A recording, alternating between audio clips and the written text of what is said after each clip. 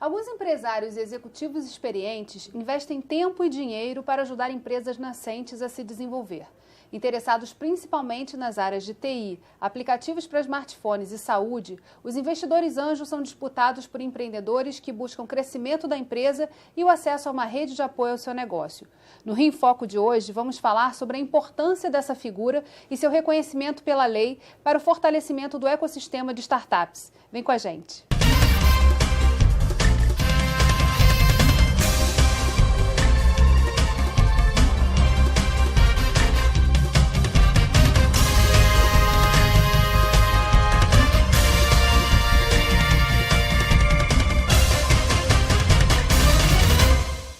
O Rio em Foco recebe o diretor-presidente da Dynamo, Rodrigo Kiko Afonso, e o investidor anjo e vice-presidente do Gavia Angels, Almir Rezende. Atualmente, os investidores anjo movimentam mais de R$1 bilhão no Brasil.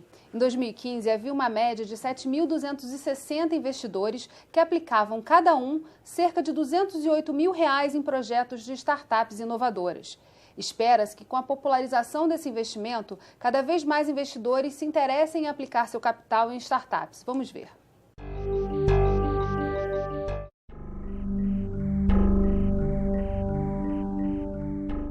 Bom, o investidor anjo é basicamente uma pessoa que investe em startups, né? Empresas que estão em fase inicial.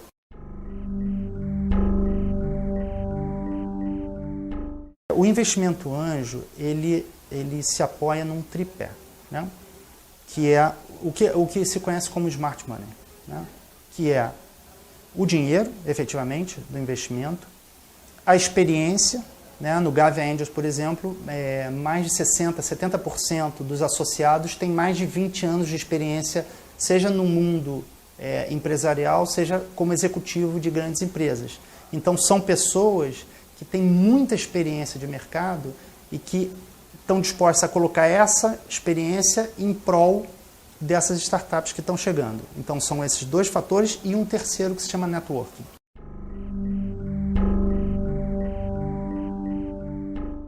Na Europa e nos Estados Unidos, o investimento anjo já é a fonte mais importante de investimento em novos empreendimentos, em novas empresas. Lá já é um mercado relevante, são mais de 300 mil investidores anjos nos Estados Unidos. O Brasil, obviamente, os números são bastante mais tímidos, mas é um ecossistema que está se formando. A gente está vendo isso acontecer. Falando agora sobre a relação entre as startups e os investidores anjos, como é que ela se dá na prática? No dia a dia, eu acho que com telefonemas, contatos, planilhas, e-mails, eu acho que a gente tem nessas empresas menores, né, que tem menos suporte administrativo, acho que a gente tem um papel preponderante na evolução delas.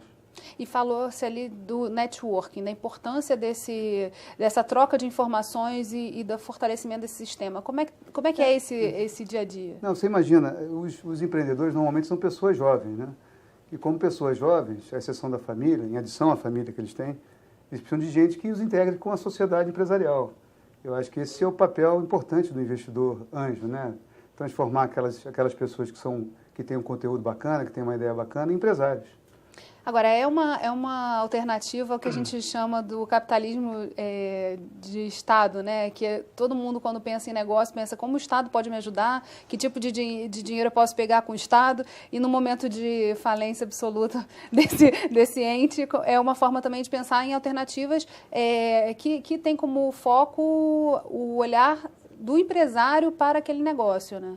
Assim, olhando do aspecto de investimento num momento de crise, especialmente como a gente está vivendo hoje, até as próprias pesquisas hoje da Anjos do Brasil, que é uma entidade voltada para essa área especificamente, demonstram claramente que mesmo com a crise, eles têm, pelo menos 80% têm uma intenção de investir e que a crise não afeta a vontade deles de continuar investindo.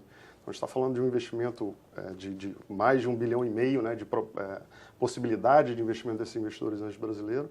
Então, assim, é um mercado que, apesar da legislação atual contra o investidor anjo, porque é um investimento diferenciado do normal, é um mercado que continua crescendo e é um mercado que, como o Almir disse muito bem, é um mercado que é o futuro do investimento e de novos negócios no país, entendeu?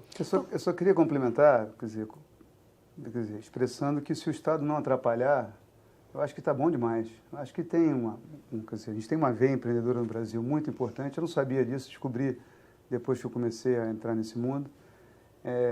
E dinheiro. Eu acho que dinheiro não falta no país. Quer dizer, gente pretendendo investir, até porque as taxas de juros vão cair, etc. O Brasil acho que vai ser mais normal daqui para frente.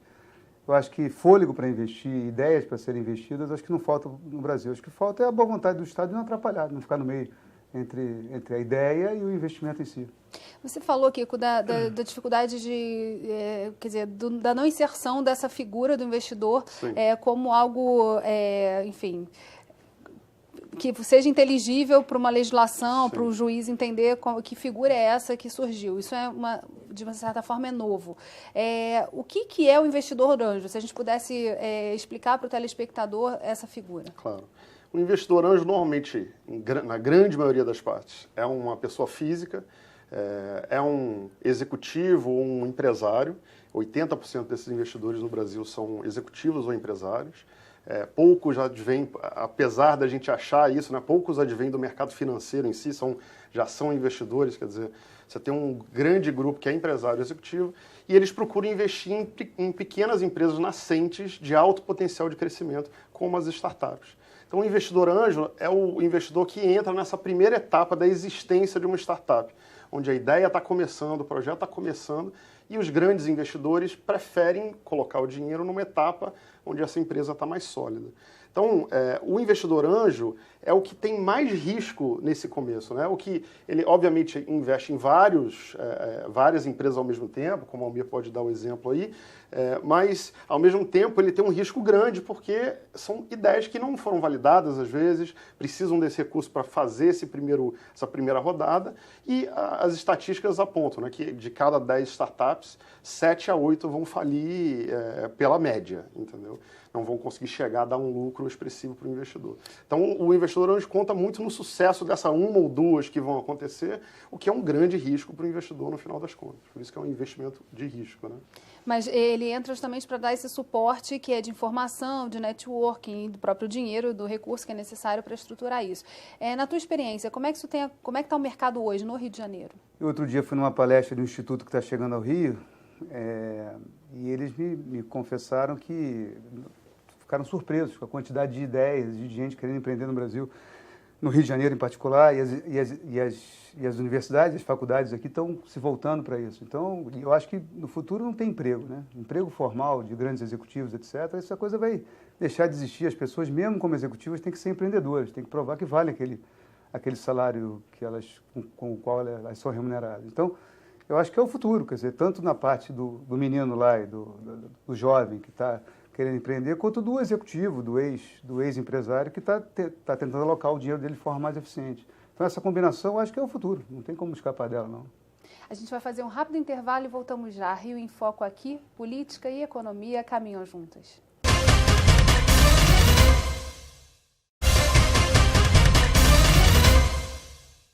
O Rio em Foco recebe Rodrigo Kiko Afonso e Almir Rezende.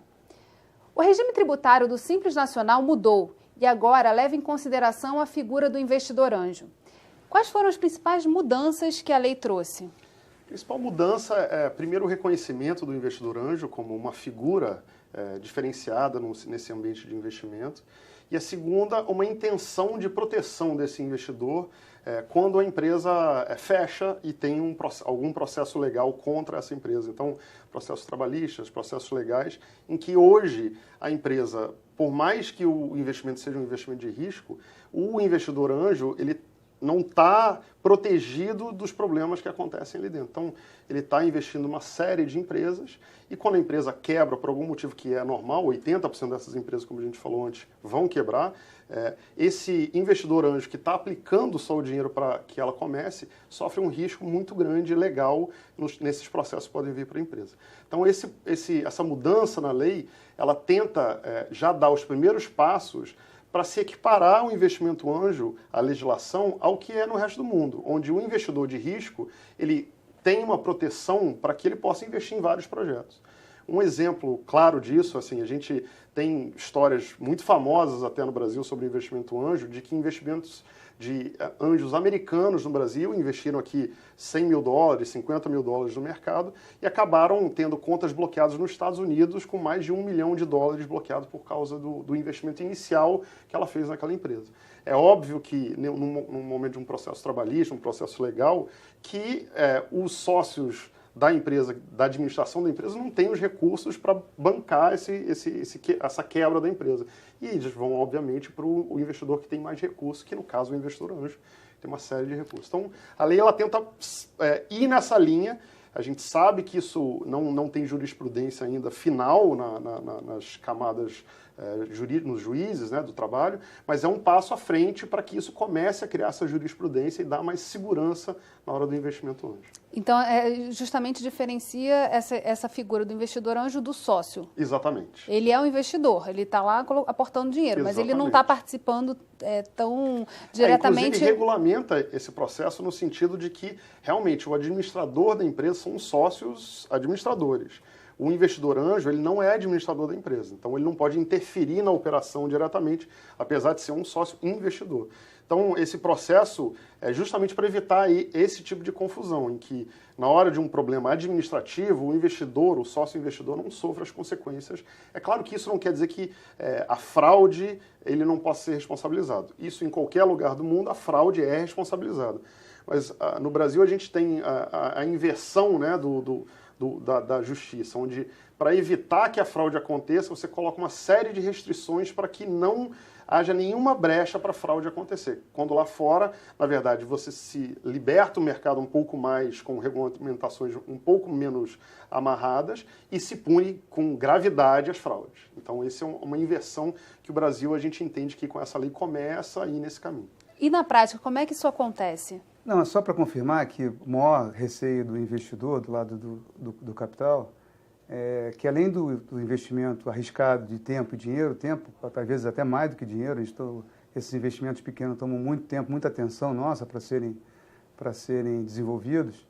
No final da história, como o Kiko falou, você não sabe qual é o tamanho do cheque que você vai pagar, entendeu? Então, se esse cheque for minimamente diminuído ou limitado, para a gente é super importante. Você imagina que o Brasil tem toda essa legislação trabalhista que tem um custo embutido, mas que é um custo calculável. O cara tem 13º, tem férias e tal, e você calcula, multiplica o salário por 1,6, 1,5, não tem problema nenhum. Isso acaba gerando um equilíbrio de mercado, né? As pessoas acabam pagando o brasileiro, diferente que pagam os americanos, em função disso, né? Porque tem um custo a mais embutido naquele salário, mas você não sabe qual é o tamanho da conta no final, aí é impossível você gerenciar esse risco. A previsibilidade é que é super importante, não é? Assim, é óbvio que tem questões trabalhistas que precisam ser resolvidas para esse novo modelo, mas, inclusive, o que o Almir falou e o que a gente vê lá fora de investidores, eles dizem exatamente isso. A nossa preocupação não é a quantidade do imposto, se ela é maior ou menor do que aqui, é a previsibilidade. A gente precisa saber que, se a gente investir 1.000, a gente vai ter o prejuízo máximo, se a gente não fraudar, de 1.000. Então, esse é o ponto principal que se discute aqui internacionalmente e é o que tem levado até muitos investidores internacionais a pegarem as nossas startups e levarem para fora do Brasil para investir do que investir aqui no próprio país. E que isso é um problema, né? Se a gente pensar que o dinheiro podia estar circulando aqui, podia estar ficando no país, exatamente, e ele acaba saindo por uma questão de segurança jurídica, enfim. Exato. E assim, saem as empresas que são as empresas que vão gerar grande receita. Então, as grandes startups brasileiras, as empresas de sucesso, a tendência são elas irem para se registrarem em lugares como Estados Unidos, Europa. Claro que elas vão continuar prestando serviço aqui no Brasil, mas a sede delas, onde o recurso vai, os lucros vão, não é no Brasil mais. Essa é uma grande dificuldade que a legislação atual não suporta no Brasil. Agora, o passo agora é divulgar que isso aconteceu, quer dizer, que já existe uma lei para assegurar alguma proteção a essa figura. Exato. E isso ir descendo para outras instâncias. Exatamente, né? E tentar se criar jurisprudência o máximo possível, tanto com os juízes, né, principalmente com os juízes de trabalho e etc., mas também com o mercado para que entendam seus direitos na hora de uma defesa em relação a isso. Então isso é super importante que seja divulgado para os investidores anjo, para os empreendedores e, obviamente, para o setor jurídico, tanto advogados quanto juízes. Agora, numa ideia de você tem uma legislação federal e alguma parte dessa legislação precisa ser replicada nos estados, um passo seguinte, pensando no caso do ecossistema do Rio de Janeiro, seria trazer essa modificação para a lei estadual de micro e pequenas empresas? Sem dúvida que sim. Eu acho que o principal, e é o que o Dínamo defende com muita força, é a criação de marcos legais, onde você define claramente quem são os atores desse ecossistema. Então, definir quem é um investidor anjo, quem é uma aceleradora, o que é uma startup. Quer dizer, se você não tem essa definição clara de diferenciação de uma startup para uma empresa comum, você não consegue gerar legislação para ela. Qual é o pavor quando você tenta criar uma lei nova? É que você diminua a receita. Só que as startups são empresas novas. Se você cria uma lei em que você não consegue tipificar a startup, eu crio uma lei que abre brecha para as existentes já se aproveitarem desses benefícios, né? Então, o que acontece? O legislador, especialmente a Receita enfim, a Fazenda e tudo mais, eles olham para isso e falam, não, isso aqui tem brechas para que a padaria da esquina diga que está fazendo inovação e possa se encaixar aqui. Então, na hora, eles barram. Então, essa tipificação permite que, a partir daí, empresas que se enquadrem nisso, e tem processos muito claros, como a legislação europeia na Itália, por exemplo, tem uma lei muito boa definindo o que é uma startup, enquadrando ela, por exemplo. Uma startup na Itália, ela não pode gerar lucro. Se ela gera lucro durante esse período, ela se desenquadra. Então, todo lucro, ela pode gerar lucro, mas ela não pode distribuir lucro, na verdade. Uhum. Então, todo lucro, ela é reinvestido dentro da empresa. Então, se ela quiser começar a distribuir lucro para o sócio, não tem problema nenhum. Ela só se desenquadra e passa a perder os benefícios que ela tem. Então, tem um regramento nesse marco legal que é super importante para a gente começar a gerar legislações claras, tanto a nível federal, estadual, quanto municipal. A gente vai fazer um rápido intervalo e voltamos já. Rio em Foco aqui, política e economia caminham juntas.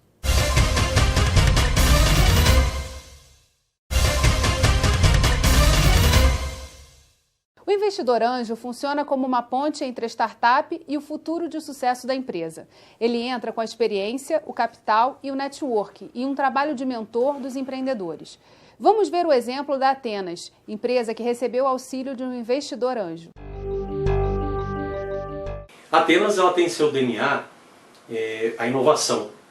Inovação voltada para um nicho de mercado bem diferente. É um nicho de mercado parece até do outro lado do mundo tecnologia, que é o mundo físico de carga, transporte, rodoviário, ferroviário, portos, aeroportos. E a gente faz exatamente com que esse tipo de negócio tenha melhores resultados por meio da tecnologia, que é o lado soft. A Atenas passou por duas fases, né? A primeira fase, que a gente fala de 2000 a 2013, onde o meu sócio e fundador da empresa, o Rogério Magela, fundamentou a empresa na construção de softwares para terminais portuários, especificamente na região de São Paulo, Rio, e nesse período eram soluções específicas, customizadas. E em 2013 ele teve então um grande sonho de fazer a empresa crescer, escalar globalmente, construiu então uma ideia e um projeto de colocar a empresa voltada para produto, e construir a partir então desse projeto um produto, um software para terminais logísticos.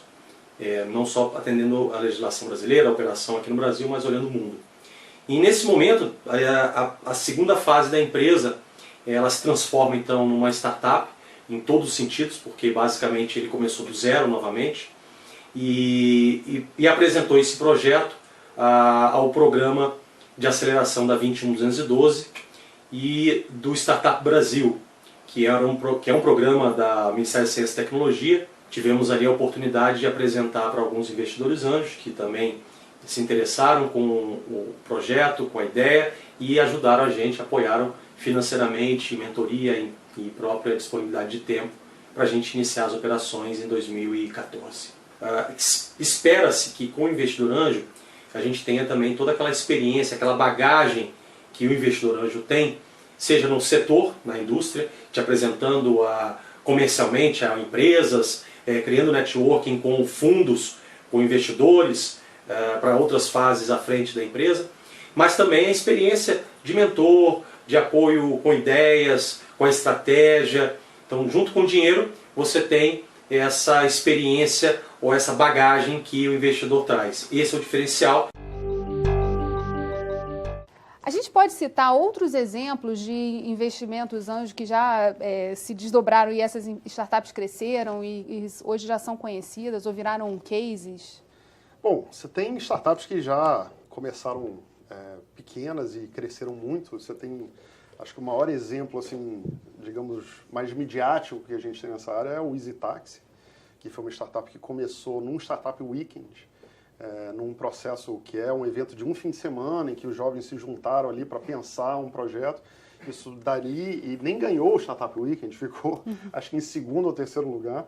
E daí ele deriva para um processo de crescimento e receber aporte de um investimento anjo, e hoje é uma empresa que entra um pouco naquele caso de que foi comprada por uma empresa estrangeira, e, enfim, mas é um case de sucesso brasileiro. Como eles, têm assim, dezenas de outras experiências. Você falou uma coisa interessante, assim, até que ponto esses eventos de hackathons, e, enfim, para falar sobre novos negócios, ajuda também ao investidor anjo a mapear e a encontrar os seus investimentos? Claro, se não tivesse isso, dificilmente a gente teria condição de agregar e acumular tanto conhecimento a respeito do que está acontecendo no ecossistema local. Então, esses eventos são fundamentais para a gente entender. E você falou também do papel das universidades, né? Que hoje você tem as universidades muito focadas na questão do empreendedorismo. É também um meio de se encontrar ali, de se... Cada vez mais. É o que a gente está tentando fazer, chegar até a raiz do surgimento da ideia, que normalmente deriva de uma universidade. Então, é o que a gente está tentando fazer, é aproximar essa comunidade investidora do ensino brasileiro. Agora, você observa, né, na sua busca ativa de empresas para investir, alguma deficiência que é quase que comum entre elas, ou algo que poderia ser corrigido, por exemplo, na universidade? Um ponto, se me permite colocar, é que as universidades, elas são muito, principalmente as universidades públicas, que representam uma grande massa de alunos e professores, elas são muito focadas nessa área de pesquisa acadêmica, muito focadas em paper, em um processo que já está antiquado e que não necessariamente está conectado à realidade do mercado e às necessidades do mercado. Então, os estudos acadêmicos têm super interessantes, mas que não geram, na verdade, nenhum negócio ou nenhuma melhoria, nenhum produto ou nenhum serviço ou nenhum processo novo que realmente é efetivo. Às vezes são ideias brilhantes, mas pela essa falta de conexão acadêmica com o mundo do mercado, elas acabam ficando engavetadas ou realmente não têm utilidade prática na vida real. Então, um passo que eu considero super importante é essa mudança até do MEC em relação às universidades e de todas as outras, os outros ministérios em relação à medição de sucesso de inovação nas universidades, é mudar esse modo de avaliação. Quer dizer, você simplesmente remunerar a inovação pela quantidade de papers que a universidade produz, acaba sendo assim, inútil, na verdade. Na verdade, é até um entendimento do que é inovação. Exatamente, de fato. O que é inovação. Então, essa aproximação que o Almir está falando, que eu acho que é super interessante, é aproximar o mercado da universidade, mostrando para a universidade que isso é um caminho também para ela como negócio. Eu acho que o melhor exemplo que a gente tem são as universidades americanas. Se eu não me engano, é a Berkeley. Ela recebeu um ano retrasado, só de endowment, que é aquele recurso que os ex-alunos e empresas devolvem para a universidade, 4 bilhões de dólares de endowment. Isso significa por quê? Porque o aluno, durante o processo de aprendizado, criou o seu negócio ali dentro com todo o suporte da universidade e a conexão com o mercado. Então ele se sente na obrigação de devolver para a universidade esse recurso para que novos negócios apareçam, para ele mesmo que virou um investidor, como o Almir está falando. Ele virou um investidor anjo, começa a investir em negócio. Então, esse processo brasileiro, ele tem que ser aberto, ele tem que ser modificado estruturalmente nas universidades para que a gente possa ter sucesso nesse tipo de negócio. Agora, aqui, só para complementar, se tem um elemento que é comum em todas na maioria das startups que eu conheço, e uma deficiência brasileira, obviamente local também, é o acesso a capital, financiamento. Não o financiamento do aporte do investidor, mas é o mercado financeiro. Então, os bancos tradicionais entendem muito pouco como funciona uma startup, dão muito pouco dinheiro. E quando dão, a taxa exigida é muito, muito elevada, que inviabiliza uma parte do crescimento inicial dessas companhias. Então, de alguma forma, acho que, como Estado, a gente poderia tratar melhor essa questão. A gente tem alguns exemplos interessantes no Reino Unido, principalmente para o investidor anjo, em que o investidor anjo é permitido lançar prejuízos que ele teve com investimentos anjos no imposto de renda dele. Então, quer dizer, alguns benefícios que permitem que ele invista mais em empresas para que apareçam mais negócios e com isso gerem mais empregos, mais, enfim, impostos e tudo mais. São várias ideias que a gente está mostrando aqui de experiências que já estão, às vezes, mais avançadas em outros países e que poderiam servir numa discussão de como é que a gente cria, fomenta esse ecossistema no Brasil como até uma alternativa à crise econômica, né? Claro. Que o Estado diminui a participação e a gente precisa fazer com que as coisas aconteçam em outras áreas. É importante só ressaltar que isso às vezes é um caminho que a gente pega um pouco errado no sentido de olhar o Estado como um agente que tem que sair desse processo. Na verdade, todos os grandes ecossistemas de inovação mundiais, seja em Israel, seja nos Estados Unidos, seja na Europa, contaram no começo com a grande participação do Estado. Só que é uma participação inteligente, uma participação com poder de compra do Estado, com uma visão clara de que objetivos tomar e de fortalecimento do ecossistema. O que a gente tem muito no Brasil são o Estado criando projetos dele, executando ele e deixando os atores do ecossistema que fazem a mesma coisa há décadas sem nenhum tipo de apoio ou benefício. Então, esse é o tipo de ação que a gente acha que é mais efetiva no Estado, mas é importante que o Estado participe. Você colocou um aspecto interessante que é justamente a participação do Estado. Não é o Estado fora, mas é o Estado olhando para como ele pode fomentar esse ecossistema. Exatamente. Quer dizer, o Estado hoje, em qualquer grande economia do mundo, é um grande comprador. O direcionamento dessas compras e uma legislação que permita que o Estado possa comprar de startups e empresas nascentes já é um grande avanço, porque se é o maior comprador e é o maior mercado onde você pode oferecer seus produtos, pelo menos no começo do ecossistema, então ele tem que existir.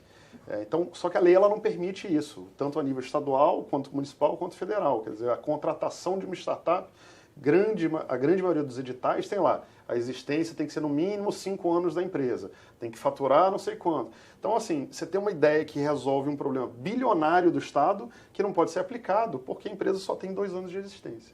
Então, esse tipo de melhoria do Estado tem que acontecer, mas olhando o Estado não só como uma entidade que limita, que tira as legislações para facilitar, ela tem que fazer isso, mas também como indutora, investir em eventos. Uma outra coisa, a cultura empreendedora e de inovação. Não existe na lei cultural, que isso é cultura, não existe na lei cultural a possibilidade de eu fazer eventos sobre cultura empreendedora ou sobre inovação. Quer dizer, eu posso fazer um festival de música, eu posso fazer uma série de coisas, mas eu não posso fazer um evento que traga pessoas para falar sobre cultura empreendedora, etc., com um incentivo e apoio. Isso é super importante. Então, a questão cultural, a questão de compra do Estado e a questão de apoio na legislação para fomentar e também acelerar os processos do ecossistema são super importantes pelo Estado. Bem, esse tema é um tema super importante e é legal que a gente possa acompanhar também os desdobramentos e voltar em outra direção, falando um pouquinho mais de casos e como é que essa lei impactou no dia a dia dessas empresas. O Rio em Foco vai ficar por aqui. Obrigada, Kiko. Obrigada, Almir. E obrigada a você, telespectador, que acompanha a nossa programação. A gente se vê no próximo programa. Aproveita e segue a gente nas redes sociais, Facebook, Instagram e Twitter. Você também pode enviar suas dúvidas e sugestões para rioemfoco@lerj.rj.gov.br ou para o nosso WhatsApp 21 98890 4709. TV Alerj, o canal do povo fluminense. Até a próxima.